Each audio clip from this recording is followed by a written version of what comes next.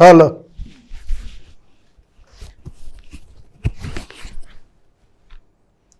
అపోస్తలుల కార్యముల గ్రంథం 18వ అధ్యాయము ధ్యానం. ఈ అధ్యాయములో వ్రాయబడిన వచనముల సంఖ్య 28 వచనాలు వ్రాయబడ్డాయి. ఈ అధ్యాయము పరిశుద్ధుడైన పౌలు గారి రెండవ మిషనరీ ప్రయాణం కొనసాగింపు, ముగింపు ఈ అధ్యాయంలో కనిపిస్తుంది. మూడవ మిషనరీ ప్రయాణం ప్రారంభం కనబడుతుంది. ఈ 28 వచనాలలో వ్రాయబడిన ప్రధాన అంశాలు నేను చెబుతాను. ఆ తరువాత వచనం మనం చదువుకుందాం. మొదటి 3 వచనాలు, పౌలు గారు ఏథెన్స్ నుండి కొరింథుకు వచ్చారు. ఏథెన్స్ నుండి కొరింథుకు వచ్చారు.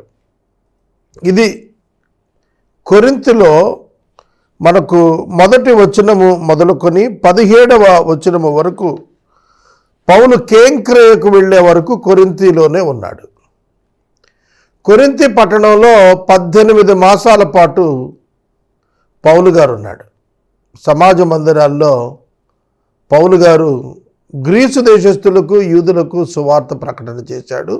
కొరింథీ పట్టణంలో పౌలు గారు ఇక్కడ ఉన్నప్పుడే కొరింథీలో సంఘం ఏర్పడింది. కొరింథీ సంఘం ఎవరి గృహంలో ఏర్పడిందో తెలిసిన తీతియు యూస్తు అనే భక్తి కలిగినటువంటి ఒకని ఇంట ఈ కొరింథీ సంఘం ఏర్పడింది.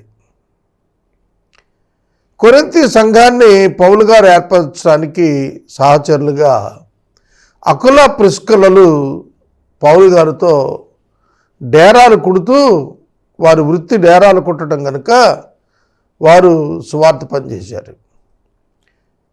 పౌలు ఏథెన్స్ నుండి కొరింథుకు వచ్చాడు. అకుల ప్రిస్కిల్లలు ఇటలీ నుండి వాళ్ళు కొరింథుకు వచ్చారు.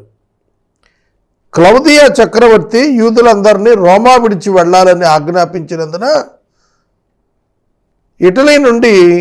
ఇటలీ రోముకు క్యాపిటల్ కదా, ఇటలీ నుండి అకుల ప్రిస్కిల్ల భార్యాభర్తలు వాళ్ళు కొరింథీ పట్టణానికి వచ్చారు. అక్కడ పౌలు గారు కలుసుకున్నాడు. ఈ నేపథ్యం మనకు కొరింథీని గురించి సరిపోతుంది. ఇందులో మొదటి 3 వచనాల్లో పౌలు ఏథెన్స్ నుండి కొరింథుకు వచ్చాడు. పొంతు వంశీయుడైన అకుల్లా అను ఒక యూదుడు అతని భార్య అయిన ప్రిస్కిల్లను కనుగొని వారి యొద్దకు వెళ్ళాడు. కొరింథుకు వచ్చి పౌలు గారు పొంతు వంశీయుడైన అకుల్లా అనే వ్యక్తిని, అతని భార్య ప్రిస్కిల్లాను కనుగొన్నాడు.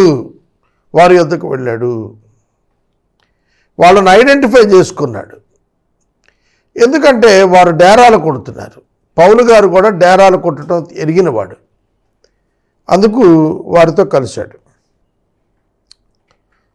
వారు వృత్తికి డేరాలు కుట్టేవారు. వారు యూదులందరూ రోమా విడిచిపోవాలని క్లౌదియా చక్రవర్తి ఆజ్ఞాపించినందున ఇటలీ నుండి క్రొత్తగా వచ్చారు వాళ్ళు. పౌలు కూడా అదే వృత్తి కలిగిన వాడు కనుక వారితో కాపురం ఉన్నాడు. వారు కలిసి పని చేసుకుంటున్నారు. 4వ వచనంలో పౌలు గారు ప్రతి విశ్రాంతి దినాన సమాజ మందిరానికి వెళ్ళి అక్కడ యూదులతోనూ గ్రీసు దేశస్థులలోనూ సువార్తను ప్రకటించి సువార్తను వారితో ఒప్పించాడు. 5-6 వచనాల్లో సీలా, తిమోతి మాసిదోనియాలో విడవబడి వచ్చారు కదా, వాళ్ళు మాసిదోనియా నుండి బయలుదేరి కొరింథు పట్టణానికి వచ్చి పౌలు గారిని కలుసుకున్నారు. 7-8 వచనాల్లో పౌలు యూదుల సమాజ మందిరం విడిచి అన్యుల యొద్దకు వెళతారని చెప్పి యూస్తు అనేవాని ఇంటికి వచ్చాడు. ఆ ఇంటిలోనే కొరింథీ సంఘం ఏర్పడింది. ఈ ఇల్లు సమాజ మందిరానికి ఆనుకునే ఉంది. 9-11 వచనాల్లో దేవుడు పౌలు గారికి రాత్రివేళ ఒక దర్శనం ఇచ్చాడు. నేను నీకు తోడై ఉన్నాను, నీకు ఏ హాని ఎవడు చేయడు, ఈ పట్టణంలో నాకు బహుజనం ఉంది, ధైర్యంగా సువార్త ప్రకటించు అని చెప్పాడు. పౌలు అక్కడ 18 మాసాలు ఉన్నాడు. 12 నుండి 16 వచనాల మధ్య అకయ అనే ప్రాంతానికి అధిపతిగా ఉన్న గల్లియోను అనే వ్యక్తి దగ్గరకు యూదులు ఏకీభవించి సౌలు మీదకు లేచి న్యాయపీఠం ఎదుటకు సౌలును ఈడ్చుకొచ్చారు. పౌలు గారిని ఈడ్చుకొచ్చారు. పౌలు గారిని అక్కడికి తీసుకొచ్చినప్పుడు ధర్మశాస్త్రానికి వ్యతిరేకంగా దేవుని ఆరాధించడానికి మనుషులను ప్రేరేపిస్తున్నాడు అని చెప్పి వారు పౌలు మీద నేరం మోపారు. అప్పుడు గల్లియోను అన్నాడు, ఇది రిలీజియస్ మ్యాటర్ అయితే మీరే తేల్చుకోండి. ఒకవేళ ఇది కనుక లీగల్ మ్యాటర్ అయి ఉండుంటే, సివిలియన్ మ్యాటర్ అయి ఉండుంటే, అన్యాయం కానీ చెడ్డనేరం కానీ ఇతర విషయాలు ఏదైనా క్రైమ్ అయితే నేను మీ మాట వినేవాడిని. ఇది క్రైమ్ గురించి కాదు, రిలీజన్ గురించి కాబట్టి నాకు ఇంట్రెస్ట్ లేదు అని చెప్పి అన్నాడు. వారు న్యాయపీఠం ఎదుటి నుంచి వాళ్ళని తోలేశాడు. ఆ సమాజ మందిరపు అధికారి సోస్తనేసును పట్టుకొని న్యాయపీఠం ఎదుట యూదులు కొట్టడం ప్రారంభించారు. సోస్తనేసు క్రైస్తవుల పక్షంగా ఉన్నాడని అతను కొట్టారు. ఇది 17వ వచనంలో ఉంది. 18వ వచనం మొదలుకొని 19వ వచనం వరకు పౌలు ఇంకా బహుదినాలు అక్కడ ఉన్న తర్వాత సహోదరుని యొద్ద సెలవు పుచ్చుకొని తన మొక్కుబడి తీర్చుకోవటానికి కేంక్రియలో తల వెంట్రుకలు ఇవ్వటానికి ఓడ ఎక్కి అతడు సిరియాకు బయలుదేరాడు. ఆ తర్వాత అకుల ప్రిస్కులు అనేవారు కూడా కేంక్రియ వరకు పౌలు గారితోనే ప్రయాణం చేశారు. అక్కడి నుండి వారందరూ కలిసి ఎఫెసుకు వచ్చారు. 18 నుంచి 19 వచనాల్లో కేంక్రియలో తలనీలాలు అర్పించిన తర్వాత సిరియాకు రిటర్న్ జర్నీలో ఎఫెసుకు వచ్చారు. ఎఫెసులో పౌలు గారు అకుల ప్రిస్కులను వదిలిపెట్టేసి అక్కడి నుంచి కైసరేయ మీదుగా యెరూషలేముకు, యెరూషలేం మీదుగా సిరియా అంతియోకియకు వచ్చేసాడు, రిటర్న్ అయిపోయాడు. అయితే ఎఫెసులో నిలిచి ఉన్నటువంటి అకుల ప్రిస్కుల దగ్గరకు అపోల్లో అనేటువంటి అలెగ్జాంద్రియా వాడైన యూదుడు, భక్తిపరుడు, విద్వాంసుడు, లేఖనాల యందు ప్రవీణుడు అతడు వచ్చాడు. అతడు ఎఫెసులో అకుల ప్రిస్కుల ద్వారా సువార్తను విని దాన్ని గ్రహించి దాన్ని బోధించటం ప్రారంభించాడు. అతడు యూదుల పక్షంగా యూదులతో వాదం బహిరంగంగా గట్టిగా దృష్టాంతరపరిచి లేఖనాలన్నిటిని కూడాను తెలియచేయటం ప్రారంభించాడు. 28వ వచనం దగ్గరకు ఈ అధ్యాయం ముగుస్తుంది. ఇక మనం 18వ అధ్యాయం 1వ వచనం నుండి చదువుకుందాం. ఇప్పుడు నేను చెప్పిన భాగమే కొంచెం వివరంగా మనం చదివి తెలుసుకుంటాం. 18వ అధ్యాయం 1వ వచనం. అటు తర్వాత పౌలు ఏథెన్సు నుండి బయలుదేరి కొరింథునకు వచ్చాడు. మనకు 17వ అధ్యాయంలో పరిశుద్ధుడైన పౌలు బెరయాలో వాక్యం ప్రకటించాడు. తెసలోనిక నుండి బెరయాకు పౌలు గారు వచ్చి బెరయాలో వాక్యం ప్రకటించాడు. ఆ తర్వాత బెరయా నుండి అతడు బయలుదేరి ఏథెన్సుకు వచ్చాడు. బెరయా నుండి పౌలు గారు ఏథెన్సుకు వచ్చాడు. ఏథెన్సు పట్టణంలో కొంతకాలం ఉన్నాడు. అక్కడ విగ్రహారాధికులను చూచి అతడు తట్టుకోలేకపోయాడు. అదంతా కూడా మనకు 17వ అధ్యాయంలో వివరణ కనపడింది. ఏథెన్సులో తన యొక్క పనిని ముగించుకున్న తరువాత పౌలు గారు కొరింథు వైపు ప్రయాణం చేశాడు. చూడండి, మనకు బైబిల్ గ్రంథంలో ఉన్న ఫిలిప్పీ సంఘం 16వ అధ్యాయంలో ఏర్పడింది. తెసలోనిక సంఘం 17వ అధ్యాయంలో ఏర్పడింది.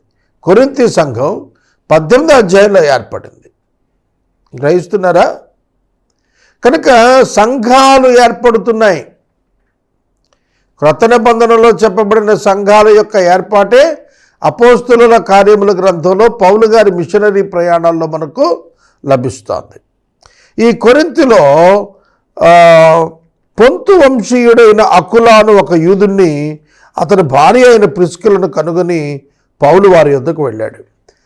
యూదులందరూ రోమా విడిచిపోవాలని క్లౌదియా చక్రవర్తి ఆజ్ఞాపించినందున ఈ అకుల ప్రుస్కులలు ఇటలీ నుండి బయలుదేరి, అంటే రోమా ముఖ్య పట్టణమైన ఇటలీ నుండి బయలుదేరి క్రొత్తగా వాళ్ళు కొరింథీకి వచ్చారు. వారి వృత్తి డేరాలు కుట్టేది కనుక పౌలు కూడా అదే వృత్తి కలిగిన వాడు కనుక వారితో కలిసి పని చేసుకుంటూ ఉన్నాడు. మరియు పౌలు ప్రతి విశ్రాంతి దినమున సమాజ మందిరంలో తర్కిస్తూ యూదులను గ్రీసు దేశస్థులను ఒప్పిస్తూ ఉన్నాడు. పౌలు శీలా తిమోతి అనే వారిని మాసిదోనియాలో విడిచి బెరయాకి వెళ్ళాడు కదా. పౌలు యొక్క శిష్యులైన శీలా తిమోతిలు మాసిదోనియా నుండి బయలుదేరి కొరింథుకు వచ్చారు. పౌలు వాక్యం బోధించేందు ఆతురత కలిగిన వాడై యేసుక్రీస్తుని యూదులకు దృఢంగా సాక్ష్యమిస్తున్నాడు. ఆ సమయంలో వారు ఎదురాడి దూషించినప్పుడు అతడు తన వస్త్రాలు దులుపుకొని, మీ నాశనానికి మీరే ఉత్తరవాదులు. పౌలు గారు కొరింథులో ఉన్నటువంటి యూదులకు ఏమని చెబుతున్నాడు? మీ నాశనానికి మీరే ఉత్తరవాదులు, మీరు సువార్తను తృణీకరిస్తున్నారు. యూదులైన మీ యొద్దకు దేవుడు సువార్తను పంపాడు, ఎందుకంటే మీరు రక్షించబడి మీరు సర్వలోకానికి సువార్త తీసుకెళ్ళాలి. ఇది దేవుని సంకల్పం మీ పట్ల అని మీరు గుర్తించాలి. మీరు అలా గుర్తించకపోతే నేను డైరెక్ట్గా అన్యజనుల ఎందుకే వెళ్ళిపోతానని చెబుతున్నాడు. నేను నిర్దోషిని, ఇక మీద అన్యజనులు ఎందుకు పోతానని పౌలు వారితో చెప్పి అక్కడి నుండి బయలుదేరి దేవుని యందు భక్తి కలిగిన తీతియు యూస్తు అని ఒక వ్యక్తి యొక్క ఇంటికి వచ్చాడు. ఆ ఇల్లు సమాజ మందిరాన్ని ఆనుకొనే ఉంది. ఆ సమాజ మందిరపు అధికారి అయిన క్రిస్పు తన ఇంటి వారందరితో కూడా ప్రభువునందు విశ్వాసం ఉంచాడు. మరియు కొరింథీయులలో అనేకులు విని విశ్వాసం ఉంచి బాప్తిస్మం పొందారు. రాత్రివేళ దర్శనమందు ప్రభువు, నీవు భయపడక మాట్లాడుము, మౌనముగా ఉండకము, నేను నీకు తోడై ఉన్నాను, నీకు హాని చేయడానికి ఎవడు నీ యొద్దకు రాడు, ఈ పట్టణంలో నాకు బహుజనం ఉన్నదని పౌలుతో చెప్పగా అతడు వారి మధ్య వాక్యం బోధిస్తూ 1 సంవత్సరం మీద 6 మాసాలు అక్కడ ఉన్నాడు. మీరు వాక్యాన్ని గమనిస్తున్నారా? ప్రభువు పౌలు గారి పరిచర్యను నడిపిస్తున్నాడు, పౌలును గైడ్ చేస్తున్నాడు, పౌలును ప్రోత్సహిస్తున్నాడు, పౌలును ధైర్యపరుస్తున్నాడు. పౌలైతే వ్యతిరేకతలను ఎదుర్కొంటున్నాడు. సొంత ప్రజలైన యూదులే పౌలు గారిని తృణీకరిస్తున్నారు, పౌలు గారి సందేశాన్ని వ్యతిరేకిస్తున్నారు. కాబట్టి పౌలు అన్యజనుల యొద్దకు వెళ్తాను అని చెప్పి సమాజ మందిరానికి ఆనుకొని ఉన్నటువంటి ఇంటివాడని యూస్తు ఇంటికి అతను వెళ్ళిపోయాడు. ఆ సమాజ మందిరం యొక్క అధికారి అయిన క్రిస్పు తన ఇంటి వారందరితో కూడా ప్రభువునందు విశ్వాసం ఉంచాడు. బాప్తీసాలు తీసుకున్నారు. కనుక దేవుని పని దేవుడు చేసుకుంటూ వెళుతున్నాడు. తృణీకరించేవారు తృణీకరిస్తున్నారు, అంగీకరించేవారు అంగీకరిస్తున్నారు. బోధించేవాడు నిరాశ పడకుండా ధైర్యంతో ఉత్సాహంగా బోధించేటట్లు దేవుడే శ్రద్ధ తీసుకుంటున్నాడు. దేవుడేం చెబుతున్నాడు? పౌలు గారికి రాత్రి దర్శనంలో భయపడొద్దు అంటున్నాడు. ఎందుకు భయపడొద్దు? మాట్లాడటానికి భయపడొద్దు. భయపడక మాట్లాడు. నువ్వు మాట్లాడటానికి భయపడొద్దు, సువార్త ప్రకటించడానికి భయపడొద్దు. సువార్త ప్రకటిస్తున్నప్పుడు వ్యతిరేకతలు వస్తాయి, వచ్చినప్పుడు నా కార్యం నేను చేస్తాను, నీ మీదకు ఎవడు రాకుండా నేను చూసుకుంటానంటున్నాడు. ఎవడు నీ జోలికి రాడు. ప్రభు పౌలు గారిని ధైర్యపరుస్తున్నాడు, బలపరుస్తున్నాడు. ఇప్పటి వరకు ఏ విధంగా ఆటంకాలు వచ్చాయో అట్లాంటివి రాకుండా నేను చేస్తాను. కొరింథీలో నా కొరకు చాలా జనమున్నారు కదా, కాబట్టి నీవు ధైర్యంగా ప్రకటన చేయి, నిరుత్సాహపడద్దు అని ప్రభు చెబుతున్నాడు. దేవుని మాట అతన్ని బలపరిచింది, దేవుని దర్శనం అతన్ని బలపరిచింది. ఒక సువార్థికునికి, ఒక దైవ సేవకునికి ధైర్యాన్ని ఇచ్చేది అతని దర్శనమే. విశ్వాసములో స్థిరపరిచేది అతను కలిగిన దర్శనమే. కనుక దేవుని యొక్క దర్శనం చొప్పున పౌలు గారు బలాన్ని పొంది ధైర్యంగా 18 మాసాల పాటు కొరింథీలోనే నిలిచి సువార్త ప్రకటన చేశాడు. సోదరుడా, సోదరి, దేవుడు నిన్ను ధైర్యపరుస్తాడు. సువార్త పనిలో ఉన్న ప్రతి సువార్థికుడు తెలుసుకోవాలి, దేవుడు నీ పక్షంగా నిలిచి నీ కార్యాన్ని సఫలం చేసే వరకు నీతో ఉండి ఆయన కార్యాన్ని పరిపూర్ణం చేసి నిన్ను బలపరుస్తాడు. నిన్ను విడిచే దేవుడు కాదు, ఒక సార్వత్రిక ప్రణాళిక చొప్పున ఆయన నిన్ను ఏర్పాటు చేసుకుని ముందుకెళ్తున్నాడు. కనుక నీకేమి సంభవించకుండా నీ పరిస్థితులన్నీ తన స్వాధీనాన్ని ఉంచుకొని నడిపించేటువంటి దేవుడు నీతో పాటుగా పరిచర్యలో ఉన్నాడని నీవు గుర్తెరిగితే నీవెన్నడూ అధైర్యానికి గురికావు, భయానికి గురికావు. పౌలు గారు దర్శనం చేత బలపరచబడి సువార్త పరిచర్యను కొనసాగించాడు, అనేకులను ప్రభువు కొరకు సంపాదించాడు.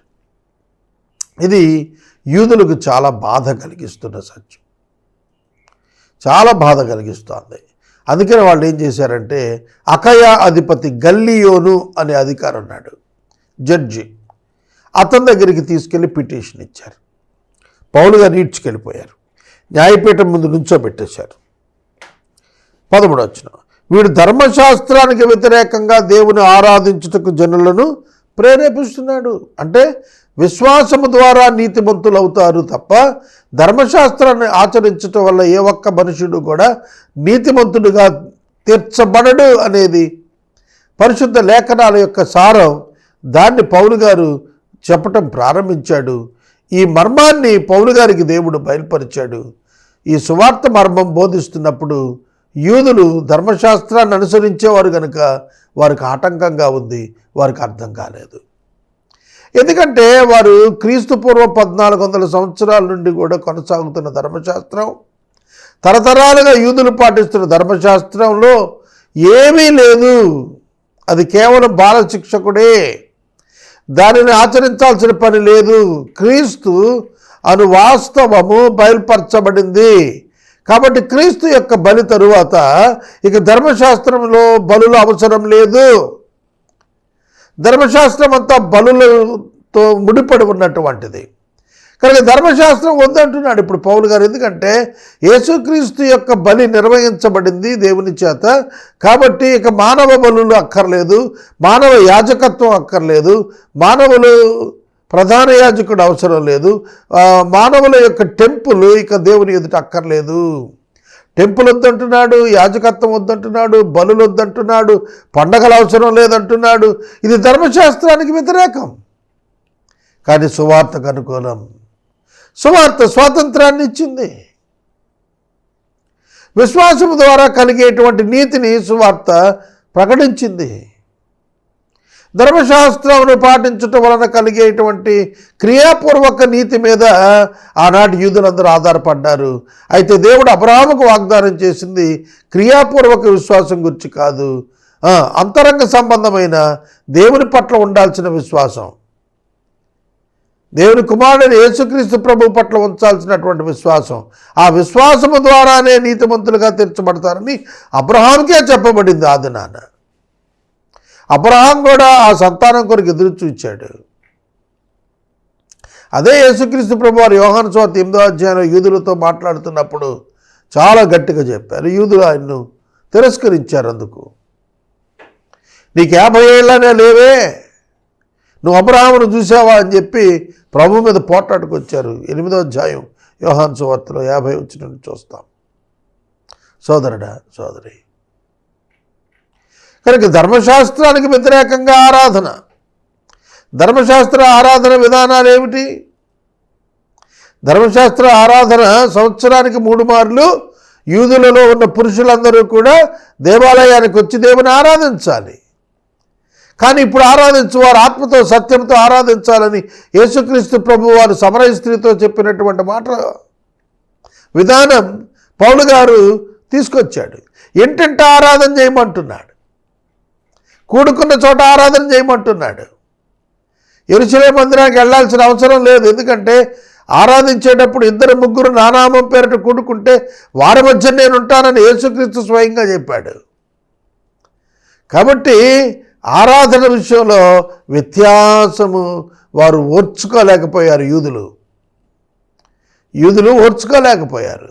అందుకనే గల్లియోను అనేటువంటి అకయ అధిపతి యొద్దకు పౌలు గారిని పట్టుకొని బలిపీఠం న్యాయపీఠం ఎదుటికి తీసుకొచ్చారు. ఆ న్యాయపీఠం ఎదుట అతన్ని పెట్టి అతని మీద వ్యాజ్యం ఆడుతున్నారు.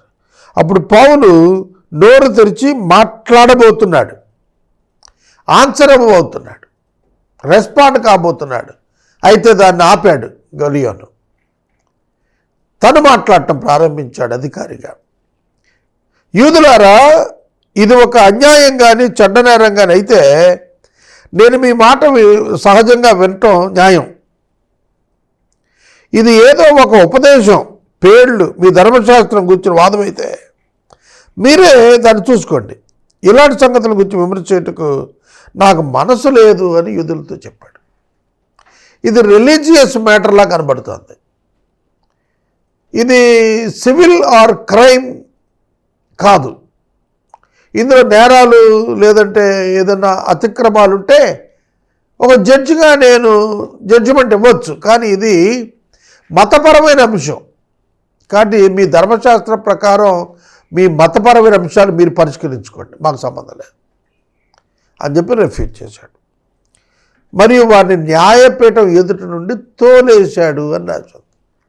ఎవరైతే పిటిషన్ తీసుకొచ్చారో ఆ యూదుల్ని, ఎవరైతే పౌలు గారిని బంధించి తీసుకొచ్చారో వాళ్ళని గెంటి పారేశాడు. 17వ వచనం. అప్పుడు అందరూ సమాజపు అధికారి అయిన సోస్తనేసుని పట్టుకొని న్యాయపీఠం ఎదుట కొట్టసాగిరి. అయితే గలియోను వీటిలో ఏ సంగతి పట్టించుకోలేదు. సోస్తనేసు సమాజ మందిరపు అధికారి. ఇప్పుడు ఈ బోధ అలౌ చేశాడు సోస్తనేసు.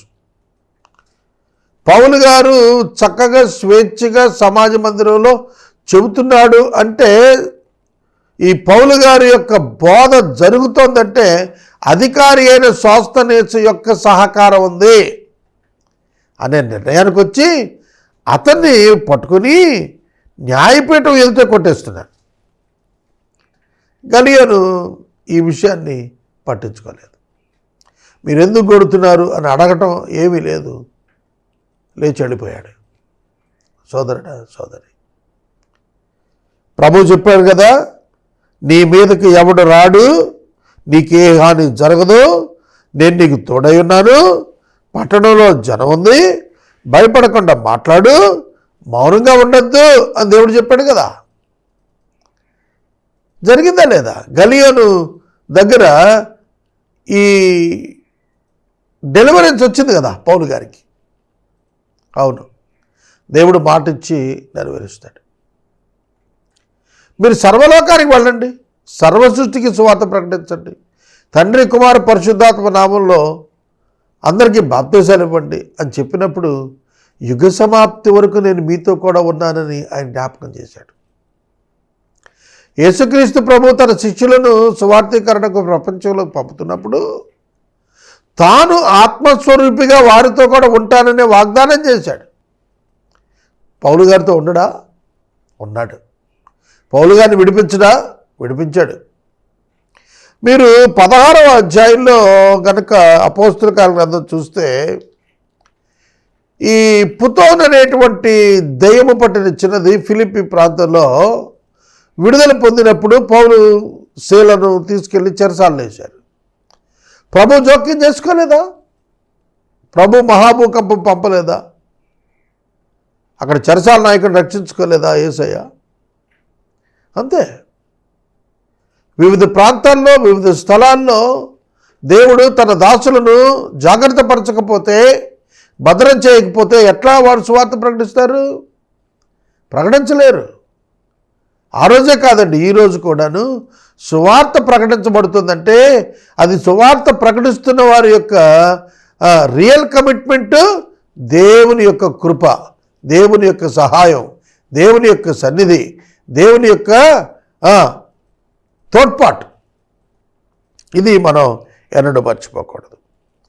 ఇక 18వ వచనం నుండి మనం చూస్తున్నప్పుడు పౌలు గారు బహుదినాలు అక్కడ ఉన్న తర్వాత, అంటే సంవత్సరాలు ఉన్న తర్వాత కేంక్రేయ అనేటువంటి ప్రాంతానికి తల వెంట్రుకలు కత్తిరించి ఇవ్వటానికి వెళ్ళాడు.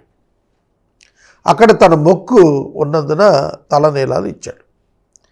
ఇప్పుడు క్రైస్తవులు తలనీలాలు ఇవ్వవచ్చా అనే ప్రశ్నకు జవాబు ఇవ్వవచ్చు అని ఈ వచనాన్ని చూపిస్తారు. ఇవ్వనక్కర్లేదు, తలనీలాలు మొక్కుకోనక్కర్లేదు, యేసుప్రభువుకి తలనీలాలు సమర్పించనక్కరలేదు. అన్యులైతే తమ తలనీలాలు తమ దేవతలకు మొక్కుకొని సమర్పిస్తూ ఉంటారు. పాత నిబంధనలో ధర్మశాస్త్రంలో కూడా ఈ ఆచారం ఉంది. అయితే క్రొత్త నిబంధన విశ్వాసికి సంపూర్ణ స్వేచ్ఛనిచ్చింది. ధర్మశాస్త్ర ఆచారాలు అన్నింటి నుండి స్వేచ్ఛనిచ్చింది. కనుక పౌలు గారు ఏం చెబుతున్నాడు? తనకు అప్పటికే మొక్కుబడి ఉంది. ఎప్పటికీ ముందుగానే అతను మొక్కుబడి చేసుకున్నాడు. తాను ఈ విశ్వాసంలోనికి రాకపూర్వం తీసుకున్న మొక్కుబడి తాను చెల్లిస్తున్నాడు. తన సహోదరుని సెలవు పుచ్చుకుని తనకు మొక్కుబడి ఉన్నందున తనకు మొక్కుబడి తలనీలాలు దేవుడు ఏం చేసుకుంటాడండి? అది వాళ్ళ కమిట్మెంట్ని సూచిస్తుంది. అంతవరకే. పౌలు తలనీలాలు ఇవ్వటం ఎంకరేజ్ చేశాడు అని పొరపాటు పడకండి. తను మొక్కుబడి చేసుకున్న కారణం చేత మొక్కుబడిని గౌరవించి ఇచ్చాడు తప్ప తలనీలాలు ఇవ్వటం అనేది ఆచారమే కాదు అసలు. కాబట్టి అది క్రైస్తవ్యంలో నూతన నిబంధనలో ఆ ఆచారం కొట్టివేయబడింది లేదు. కానీ ఇప్పటికీ కొన్ని ప్రాంతాల్లో కొన్ని సంఘాలు, పేరైతే నేను చెప్పను, ఈ ఆచారం ప్రాక్టీస్ చేస్తున్న వాళ్ళు కూడా లేకపోలేదు. ఈ ఆచారం వ్యర్థం అనేది న్యూ టెస్టిమెంట్ కొట్టి పారేస్తుంది. కేంక్రేయ నుండి రిటర్న్ జర్నీ ప్లాన్ చేసుకున్నాడు. సిరియాకు వెళ్ళిపోదాం అనుకున్నాడు. అంటే సిరియా అంతియొక్కయ్యకి రిటర్న్ అయిపోవాలనుకుని ఆ రిటర్న్ జర్నీలో ఎఫెసుకు వచ్చాడు. ఎఫెసుకు అతనితో పాటుగా అకుల్లా ప్రిస్కిల్లలు కూడా వచ్చారు. కేంక్రేయ కూడా వాళ్ళు ఫాలో అయ్యారు. కొరింథీ నుంచి కేంక్రేయ నుంచి ఎఫెసుకు రావటానికి అకుల్లా ప్రిస్కిల్లలు కూడా అతనితో పాటుగా వచ్చారు. కొరింథీ నుండి కేంక్రేయకు చాలా దగ్గర దూరం, 8 మైళ్ళే. కేంక్రేయ నుండి ఎఫెసుకు 400 కిలోమీటర్లు. 400 కిలోమీటర్లు, సుమారుగా 250 మైళ్ళు, 400 కిలోమీటర్లు. ఎఫెసుకు అతడు వచ్చి ఎఫెసులో అకులా ప్రిస్కిల్లలను విడిచిపెట్టి తాను మాత్రం సమాజ మందిలో ప్రవేశించి యూదులతో తర్కిస్తూ ఉన్నాడు. వారు ఇంకా కొంతకాలం ఉండమని పౌలు గారిని వేడుకున్నారు ఎఫెసులో. కానీ అతడు ఒప్పుకోలే. ఎఫెసులో సంఘ విస్తరణ అకులా ప్రిస్కిల్లలు జరిగించారు. అపోల్లో కూడా అందులో భాగస్థుడయ్యాడు. దేవుని చిత్తమైతే మీ యొద్దకు తిరిగి నేను వస్తాను అని చెప్పి వారి యొద్ద సెలవు పుచ్చుకొని ఓడ ఎక్కి ఎఫెసు నుండి బయలుదేరాడు. 3వ మిషనరీ ప్రయాణంలో పౌలు 19వ అధ్యాయంలో ఎఫెసుకు వచ్చినట్లుగా మనకు వాక్యం ధృవీకరిస్తుంది. ఎఫెసులో శిష్యులను అతను కూడా తయారు చేసినట్లుగా వాక్యం సెలవిస్తుంది.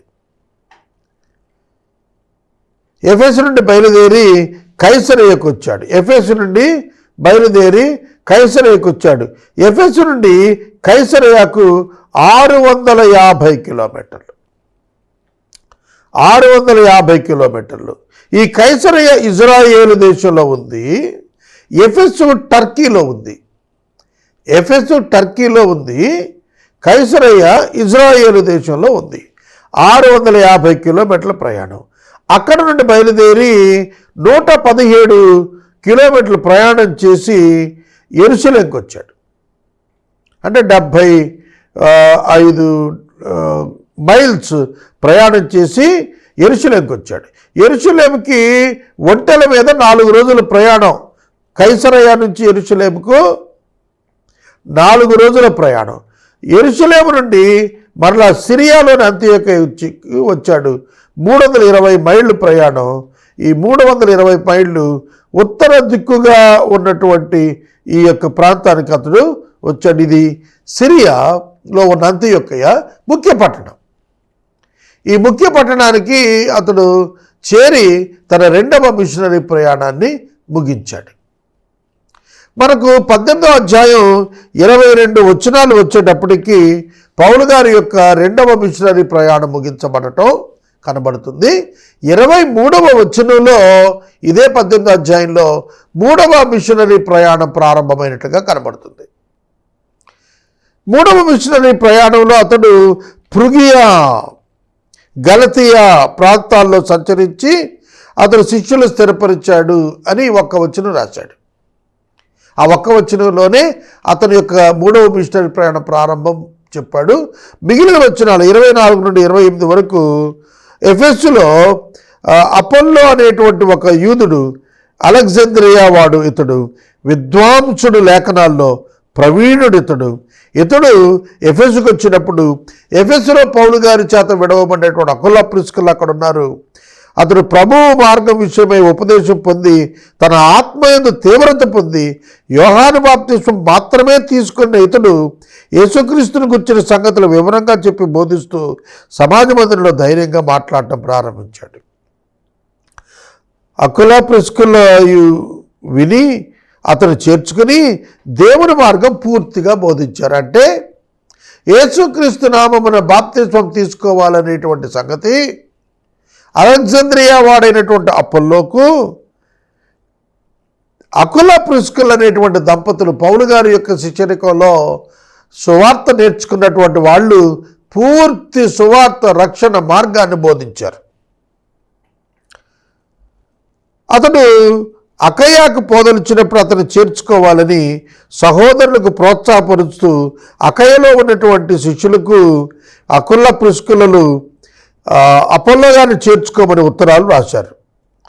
అతడు అక్కడికి వచ్చి కృపచేత విస్తరించిన వారికి చాలా సహాయం చేశాడు. చూడండి, కృపచేత విశ్వసించిన వారికి సహాయం చేశాడట.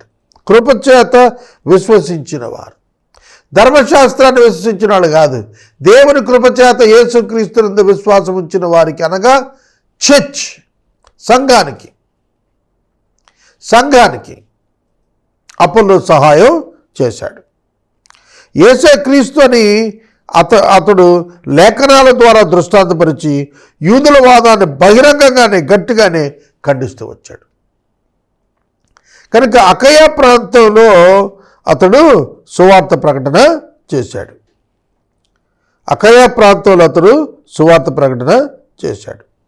అంటే కొరింథీ ప్రాంతం అకయలోనే ఉంది. కనుక ఈ అలెగ్జాంద్రియా వాడైనటువంటి అపోల్లో చాలా గొప్ప ప్రవీణుడు వాక్యంలో. అతడు సువార్త తెలుసుకుని ఆ సువార్తను ఓల్డ్ టెస్టమెంట్ స్క్రిప్చర్స్తో పోలుస్తూ చాలా బలంగా అతడు యూదుల మధ్య అన్యుల మధ్య కూడా ప్రకటన చేశాడు.